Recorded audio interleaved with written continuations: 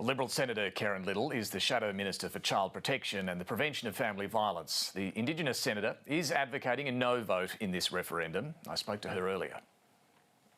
Senator, thanks for joining us.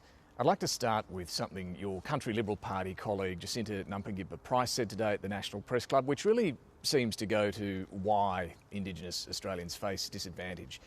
She said there's no ongoing negative impacts of colonisation. Do you agree?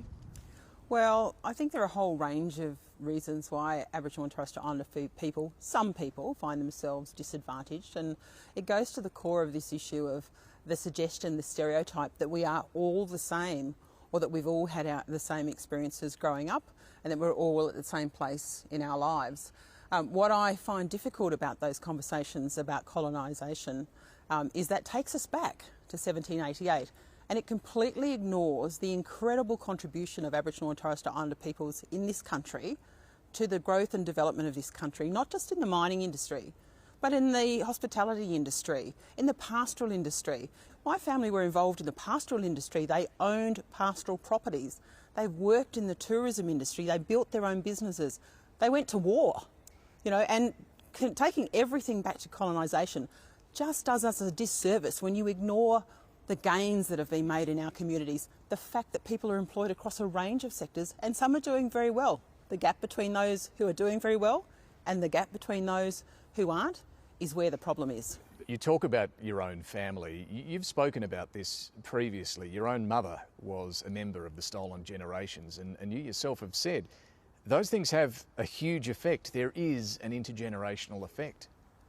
Yeah, there is. There is an intergenerational effect in that when my mother, she's passed away now, but when she used to talk about this, she'd say, I have to think about things differently. I have to do things differently. When I'm working through challenges, I have to recognise that I have to approach them differently. What's the intergenerational effect? That's like every single human being goes through those issues. Sure, but just coming back to the point Jacinta Price was making today, there is no negative impacts of colonisation.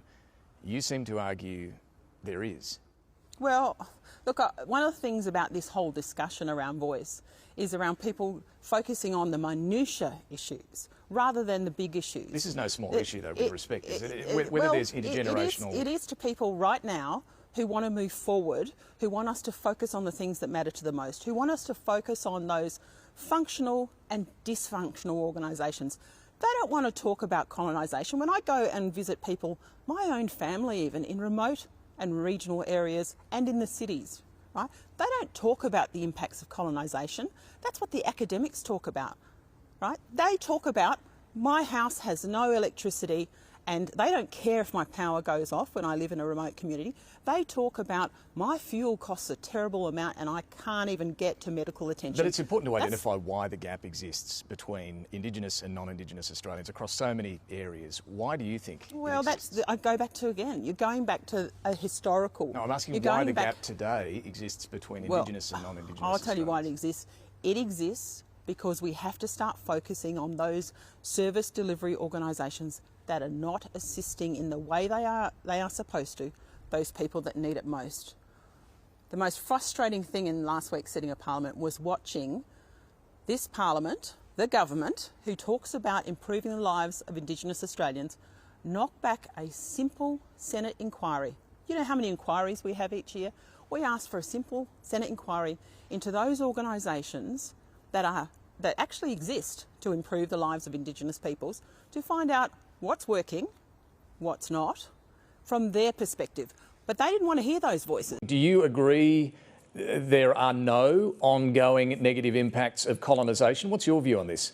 Well, you look at the history of humanity, it's just about every race, every religious group, every country in the world has been colonised, has been invaded, has been attacked. And what you see, you even look at England, for instance, we call them Anglo-Saxons. Why do we call them Anglo-Saxons? Because that's two Germanic tribes who invaded and took over the country. The question isn't about the ongoing trauma or anything like that. What the question is, how do we move forward? You cannot go on forever saying that colonisation, because it's just fact, it's happened, is going to stop us from doing things, is going to stop us from improving our lives and keep us in poverty. That is, if that's a statement, then I think we're heading up the wrong track. Okay, but to move forward, you need to identify if there's a problem and what's causing it. You yourself have said in the past, Warren Mundine, too many Indigenous people continue to live in poverty and suffer the consequences. This stems from past maltreatment and discrimination.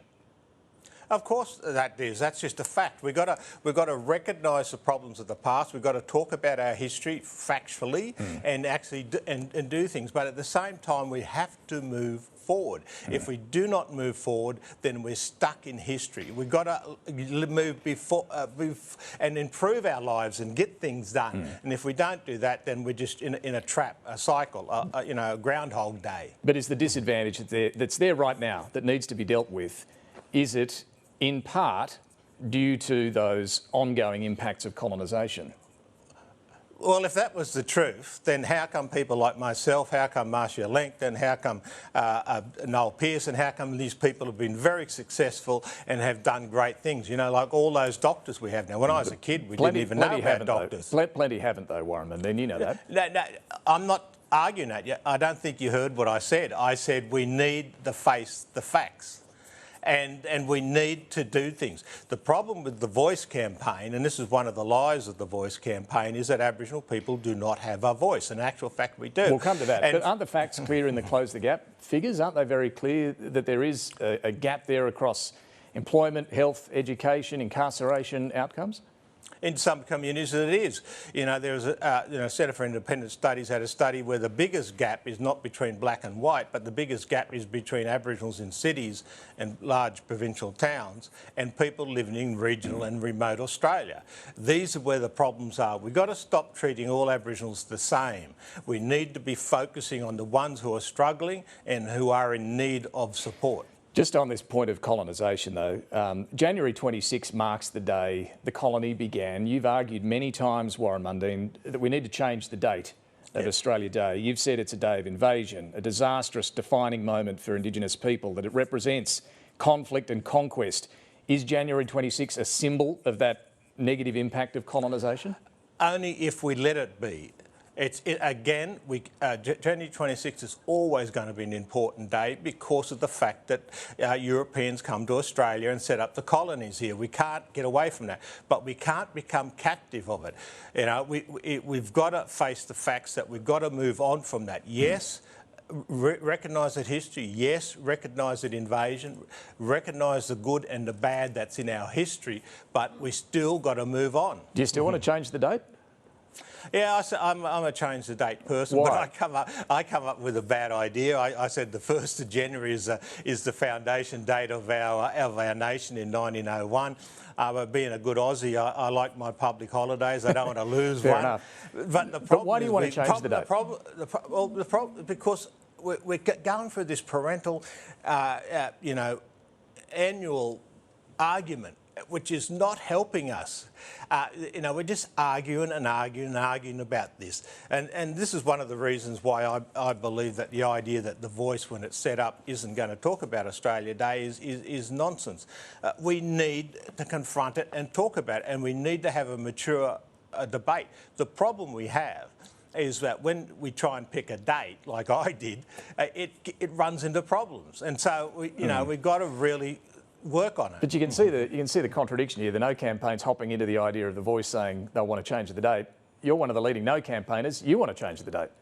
Yeah, that's correct. And I've always stand strong in this. One of the things about this debate, I've always been honest, even though I know people on my side don't agree with me on these two issues, and that's treaties, and that's the change. So you support. And the next question is from Josh Butler. Senator Josh Butler from The Guardian, thank you for your speech. In your speech, you claimed some Indigenous organisations, quote, want to demonise colonial settlement. Could I ask you, please, do you believe the history of colonisation continues to have an impact on some Indigenous Australians? No. I'll be honest with you, no, I don't think so. Positive impact, absolutely. I mean, now we've got running water, we've got readily available food. I mean, everything that my grandfather had when he was growing up, because he first saw whitefellas in his early adolescence, we now have.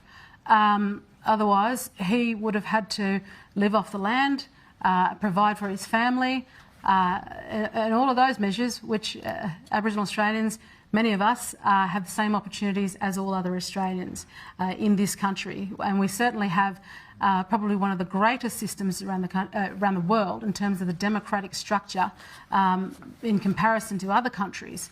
It is why migrants flock to Australia to call Australia home, because the opportunity that exists for all Australians. But if we keep telling Aboriginal people that they are victims, well, we are effectively removing their agency and then giving them the expectation that someone else is responsible for their lives. That is the worst possible thing you can do to any human being, is tell them that they are a victim without agency. And that's what I refuse to do. So you don't believe that...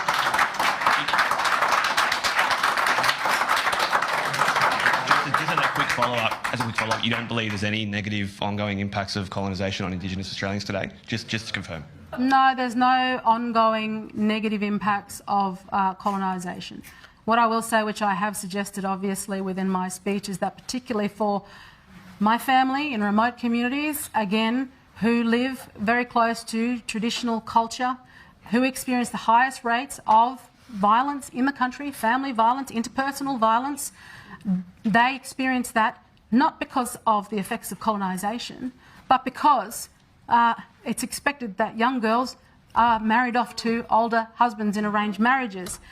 Women, we haven't had a feminist movement for Aboriginal women because we've been expected to toe the line when it's come to Aboriginal activism for the rights of our race, but the rights as women have been second place. And I have the lived experience, my mother has the lived experience as someone who was subject to traditional custom and expected to become a second wife in an arranged marriage. There are still people living this way in this country, and yet those who have held a narrative because they have had an education and access to media ignore the plight of those in communities, and this can't continue to go on. Thank you.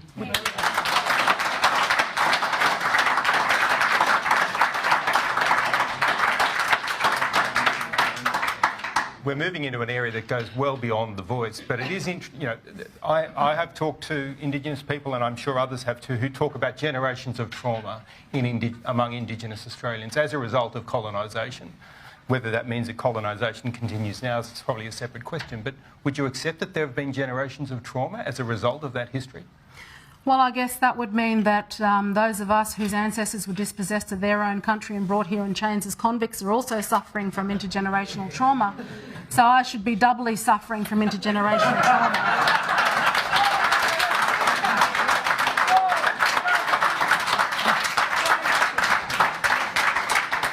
The next question is from Amanda Cole.